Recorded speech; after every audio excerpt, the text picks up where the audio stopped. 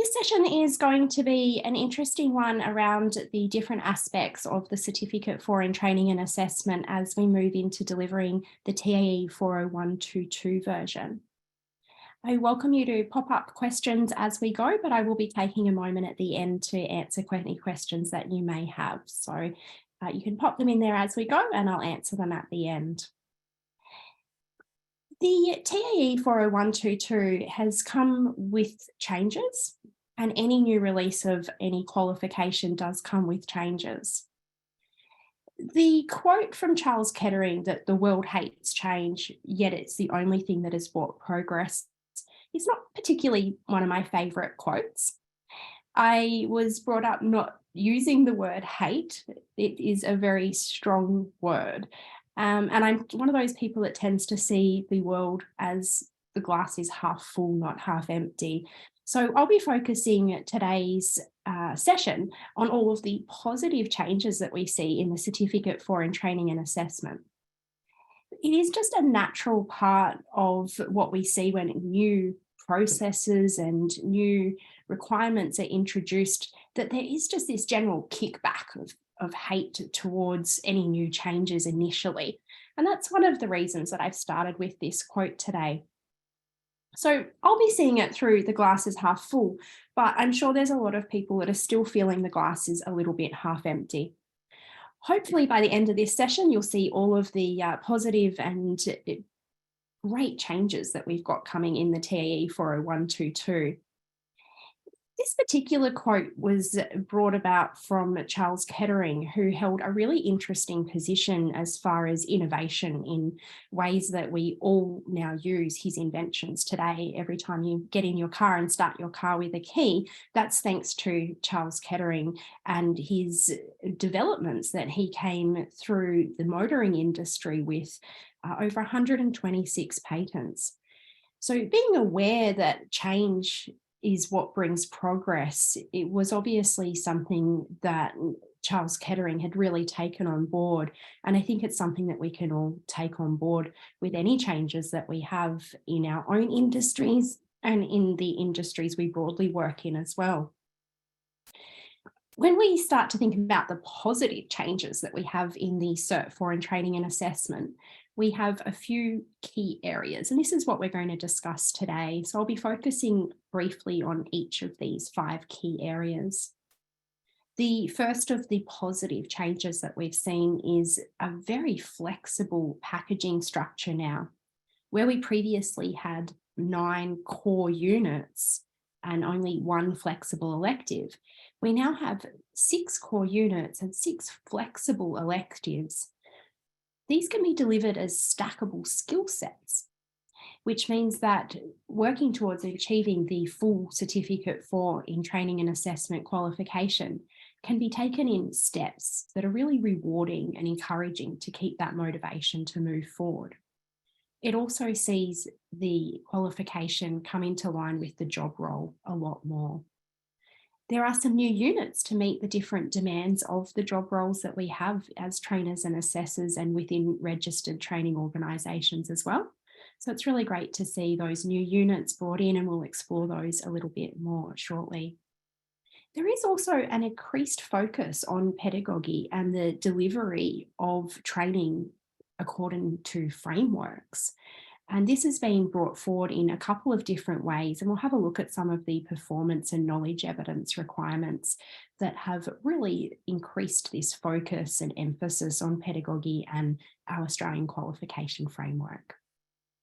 So some exciting changes to look forward to. And as I said, I think these are all really positive changes. So while we might see a little bit of initial grumbling around when new things are released, it's important to focus on all of the wonderful aspects that we can take advantage of as well.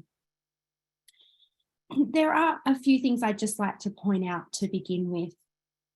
The standards for RTOs 2015 have not changed. So those standards, particularly clause 1.14, is what states the training requirements or qualifications that a trainer must hold.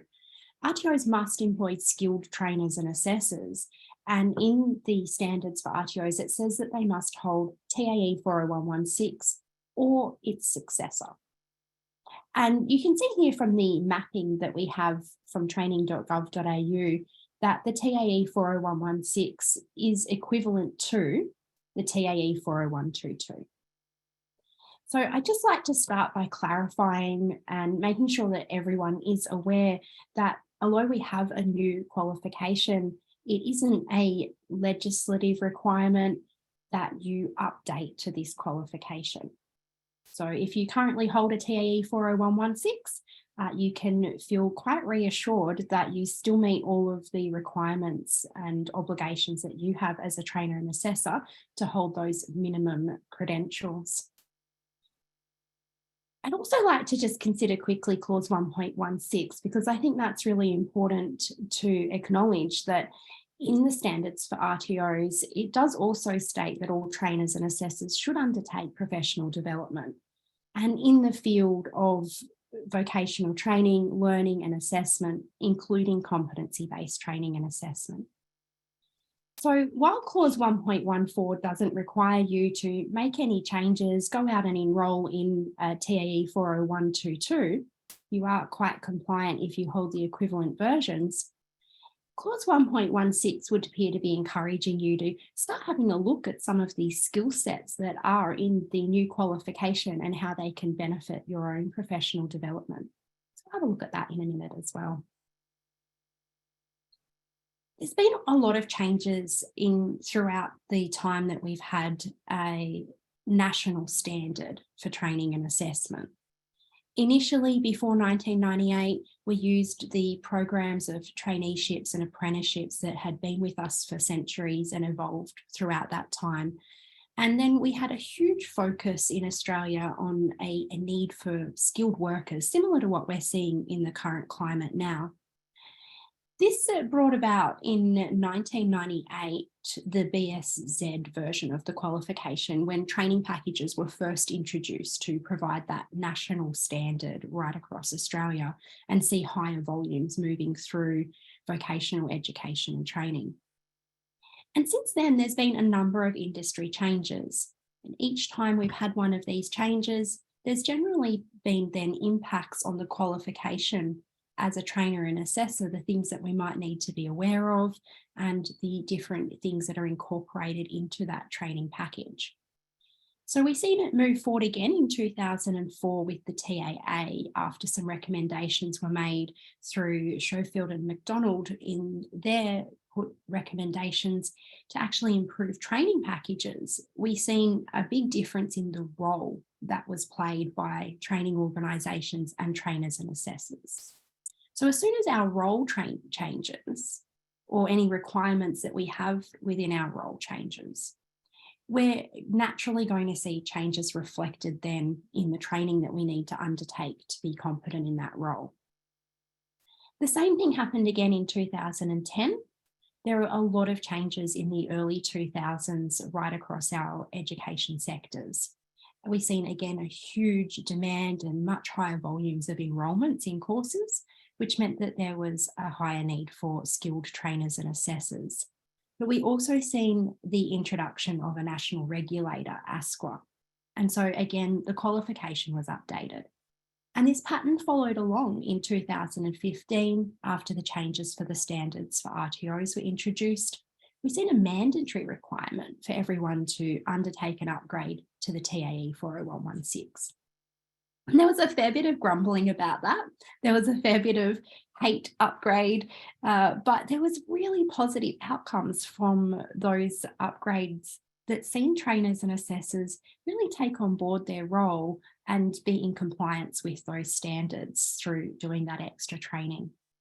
So it wouldn't be very fair to just have a whole bunch of new standards and then not provide people with the background and information and training they need to comply with those standards. And we bring it forward now to 2022, we've seen a holistic review of the TAE training package, which brought about another version of the Cert 4 in training and assessment. The key difference this time is that there hasn't been any major changes to legislations or frameworks or regulators. The training package itself was reviewed to see how it works in our current climate and the areas where it could be improved. But those federal legislations and those regulators, nothing changed in the underlying scope of things. So there's no need to enforce any sort of upgrade to it. What we're mainly looking at in our flexible training structure is one of the key things that was identified in that review for a need for change.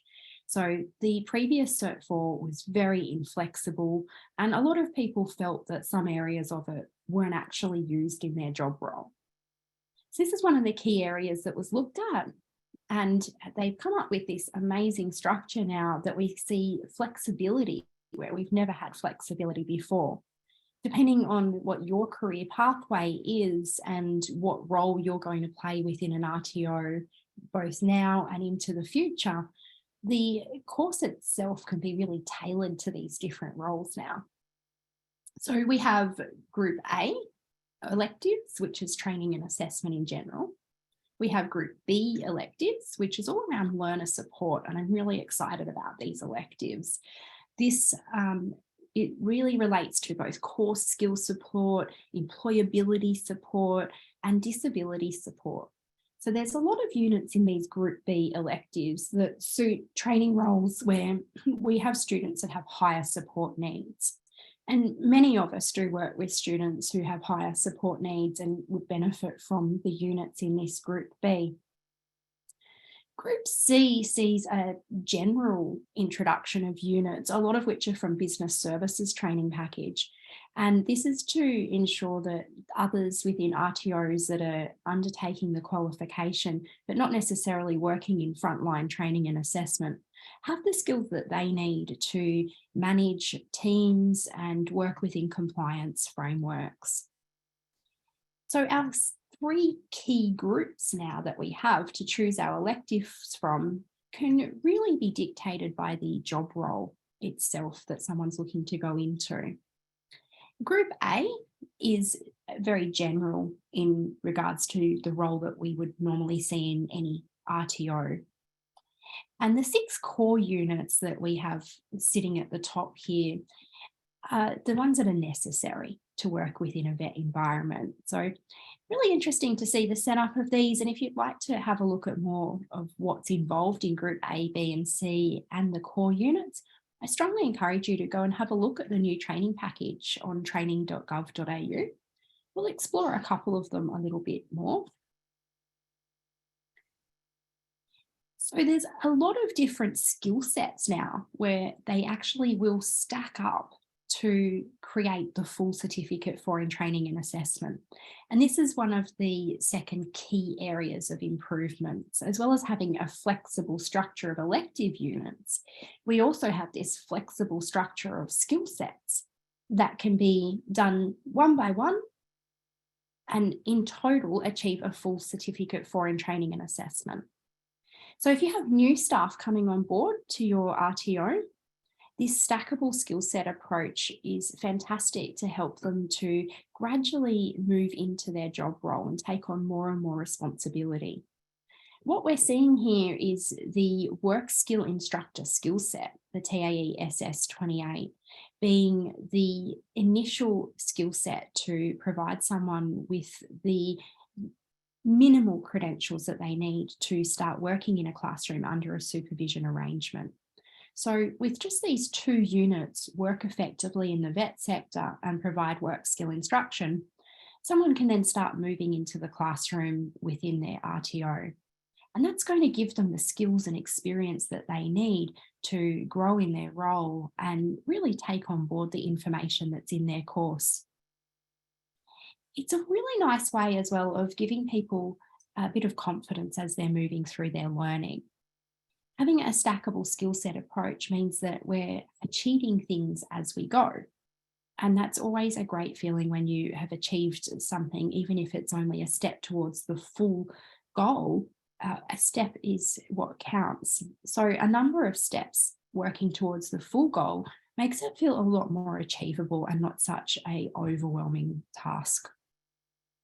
Once someone's completed the work skill instructor skill set, they're moving into their job role within the RTO, they can then look at completing other skill sets based on their job role. So moving into the assessors skill set with another 3 units would mean that they're able to then start assessing in their job role. Moving into the facilitation skill set is going to see them improve their delivery skills. And as I mentioned earlier, there's a really high emphasis on pedagogy and nationally recognised outcomes in these units. So it would be difficult for someone to start working towards achieving them without first having undertaken that initial step into the classroom through the work skill instructor skill set. So this scaffolded approach to the Certificate IV in Training and Assessment is something that we can really take advantage of, both as employers in RTOs, staff members and team members in RTOs, and as trainers ourselves. If you already hold your Certificate IV in Training and Assessment, then you might like to look at one of the skill sets such as the Foundation Skills Integration skill set, or the online learning and assessment skill set is a new one that we've seen introduced. These can really help you with specific facets in your job role. If you predominantly work online, then this is going to be a great skill set to add to your resume. It's also going to be a great skill set to help you build your skills and knowledge for delivering online. Learning really is a lifelong journey, and there's always something more to be learned. And I think as trainers and assessors, we first and foremost recognise that, but to actually put it into practice is another thing. So taking on our professional development as formalised learning through skill sets such as these is a great way to make sure that we are really practicing what we preach and moving through life with a learning outlook the whole way. There's always something that we can do to improve. So even if you're already delivering and assessing online, completing this skill set will still bring out areas that you can improve in.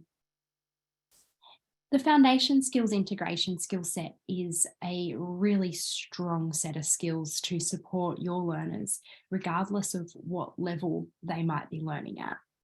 I think it's often looked at as something that is only used to help people with lower core skills when we look at foundation skills.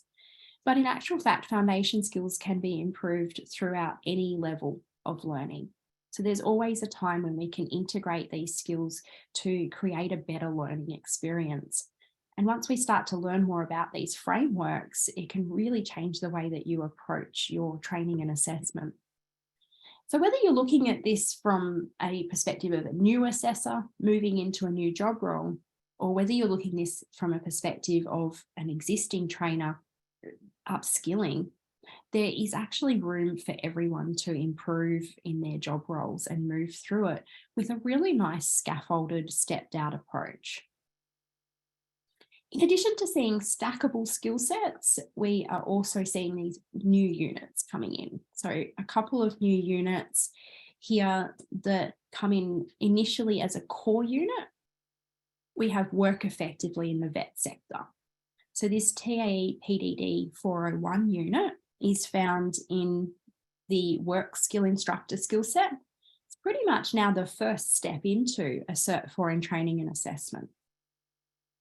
Going straight into the whole Cert 4 with this unit, work effectively in the vet sector, is setting a really nice foundation to build upon all of the other skills that are going to come into it.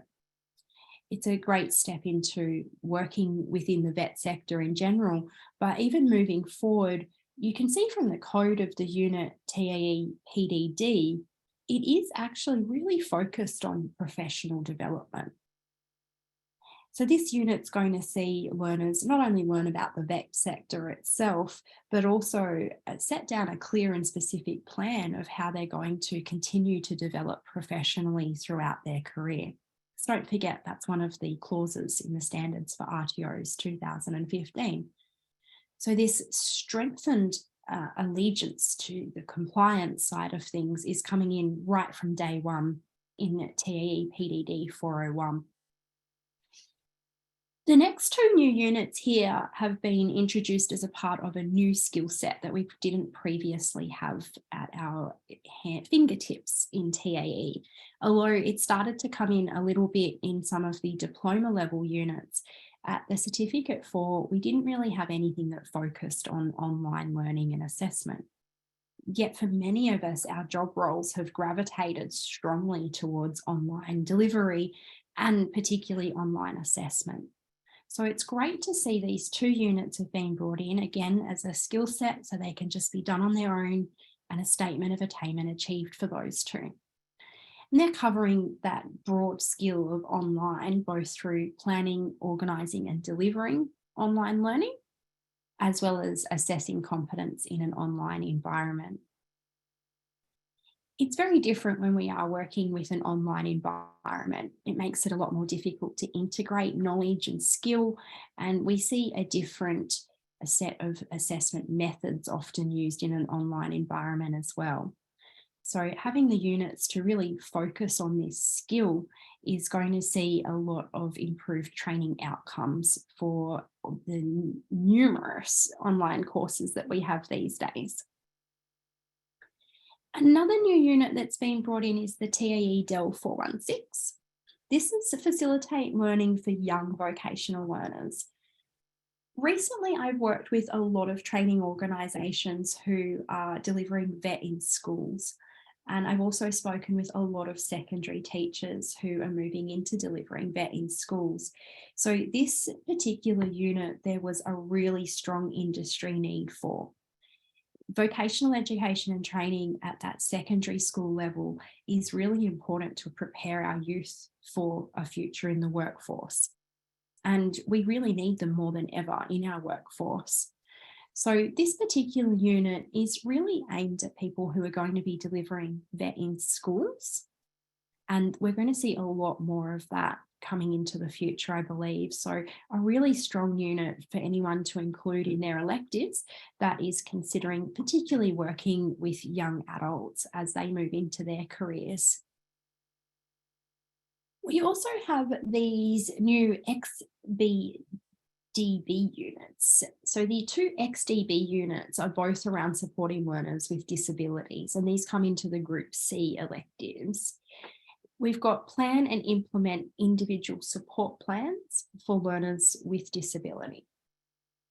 We've always had planning and implementing individual support plans as a part of our Cert 4, but to see it really focused on explicitly doing so for learners with a disability, it's bringing a really big focus to the different tools and resources that we can use to support learners with varying levels of disability. And there are so many tools and resources that we have at our fingertips now that we can incorporate into our training to have a real focus on implementing that as a support plan formally is a fantastic step forward. We've also got the 511 unit, develop and implement training and assessment strategies for learners with a disability. So this is focusing on both parts of the job roles within RTOs that we see the 411 unit for the trainers who are going to be working with those individuals. But we also see the upper level management in RTOs supported when they're developing their TASs. So it's not being only just addressed at one level, but both levels. And that's going to bring about a real focus on making sure that we have inclusive learning environments. So some awesome new units there, guys. And again, I really encourage you to jump into training.gov.au and check out these new units. Have a look at the application and the assessment requirements and get to know them. And you might find one there that suits you and that you feel would be a good one to start with in your own professional development as a trainer and assessor. Or you might see one there that you think would be fantastic for your staff or for new employees with your organisation. These are just a few of the units in the electives of the Cert 4 and 1 core. And you'll see that there's changes across all the units, but these are just a few of the new ones that you might like to check out.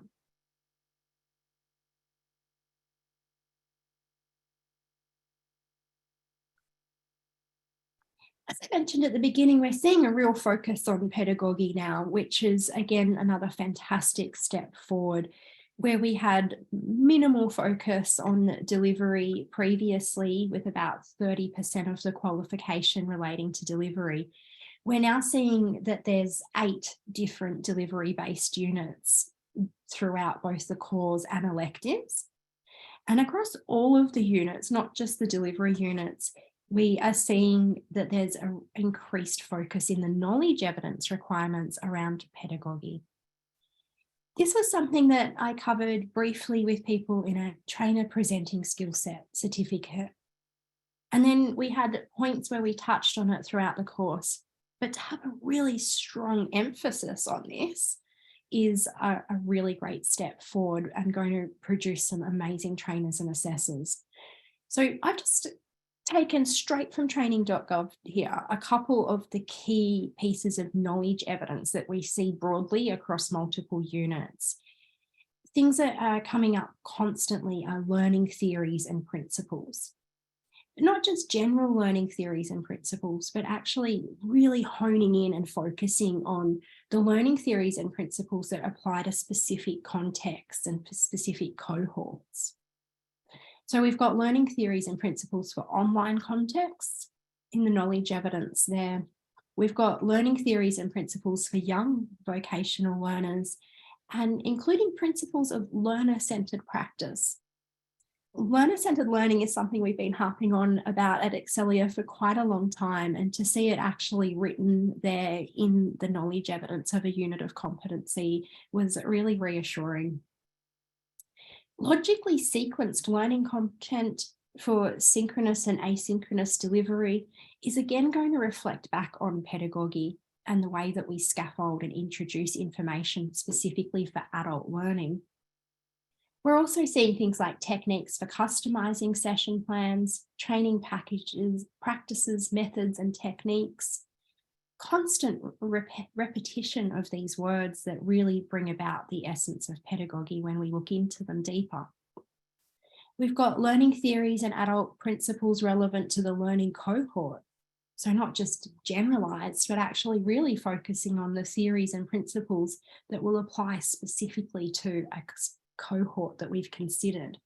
So it's no longer just a subconscious thought, it becomes a very conscious forethought in our mind of who are my learner group and what are going to be the best principles and theories that we can use to support them in their application of training.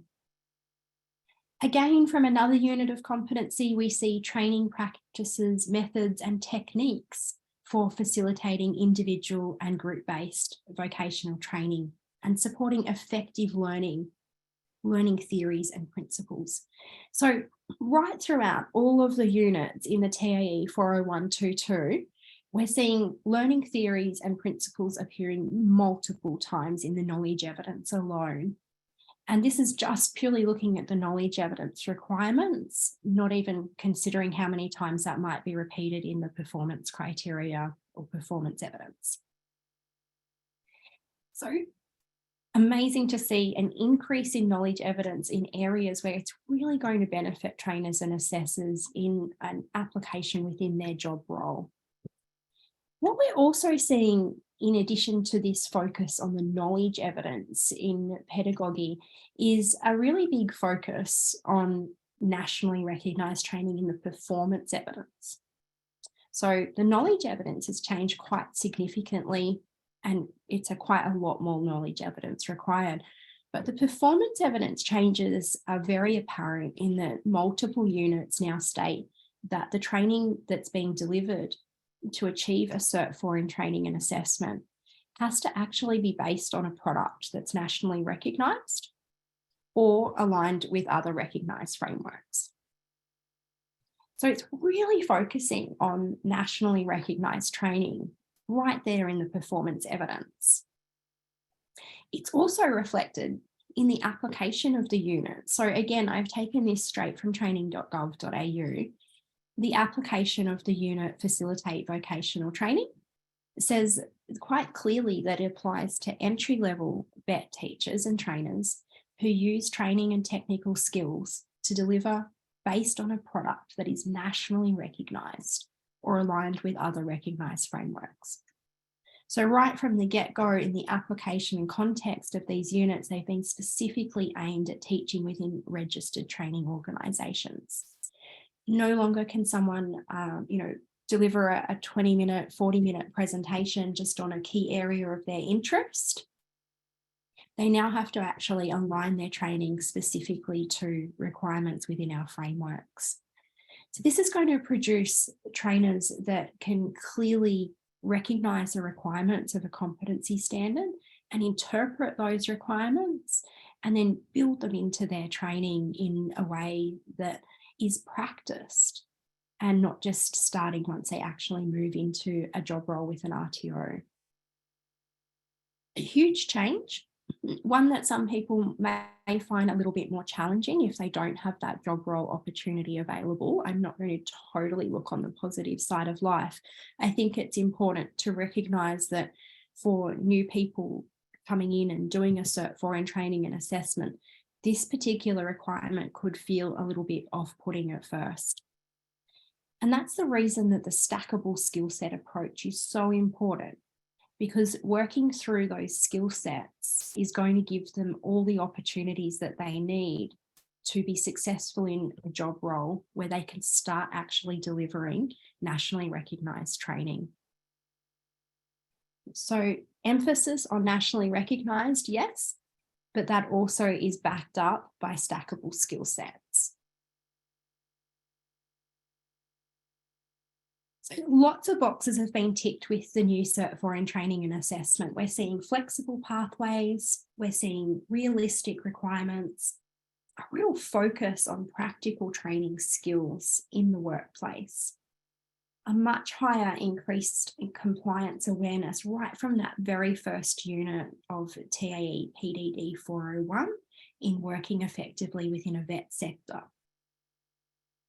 There is a lot of key professional development opportunities here as well, whether it's in online learning or foundation skills integration or any of the other numerous skill sets that we see.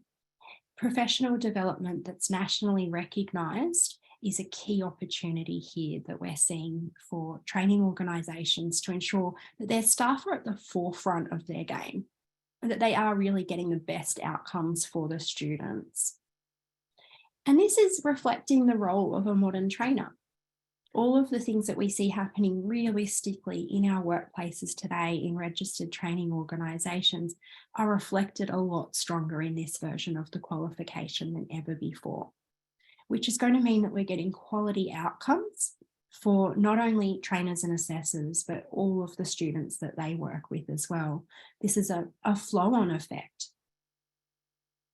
The better that we have someone move through a Cert 4 in training and assessment with a real deep understanding and all of the room for practice that they need, the better outcomes that we're then going to have for the students that they go out and teach as well.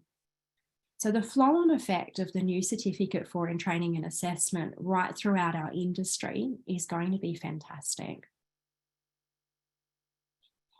You guys are the leaders of this change. And I know that's a little bit cliche, but off the back of the first opening slide that I used, I just really want to make sure that that comes across, that it's important to take on all these changes in a positive light and not hate them just because they're new and different and it's going to be a whole heap of work. It's a really good change, and it's really up to us as trainers and assessors and RTOs to embrace those changes and push them out so that our workforce that we have tomorrow, that we're all going to need to be working with ourselves in both our personal lives and our work lives, are better equipped for what they are going to have in their future.